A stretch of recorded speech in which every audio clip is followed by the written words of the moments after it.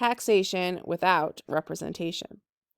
At the end of the French and Indian War, the British government passed a number of new laws such as the Sugar Act and the Stamp Act.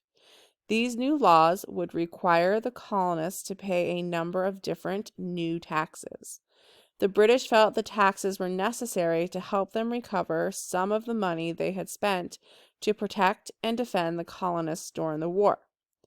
They felt they had the right to make laws to govern the colonies. The colonists felt otherwise.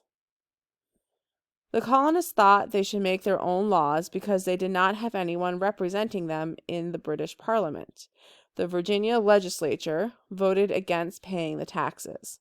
They said that there would be no taxation without representation. The Sugar Act, passed in 1764, the Sugar Act insisted that a tax be paid on imported sugars. People who tried to avoid the tax would be tried by a British court without a jury. The Sugar Act. In an effort to pay off the debts that had built up from the French and Indian War, Great Britain passed the Sugar Act. In passing the Sugar Act, the British Parliament cut the tax on sugar in half in an effort to encourage the colonists to actually pay it.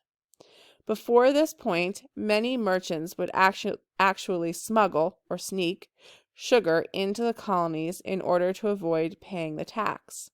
If they were caught, they would be tried by an American court and usually let go without a punishment. When the British passed the Sugar Act, however, the law demanded that people who tried to smuggle sugar into the colonies would be tried by a British court without a jury. It also said that if they were found guilty, they would have their entire ship of sugar confiscated or taken away. In addition, the Sugar Act also initiated a tax on items from countries outside of Great Britain.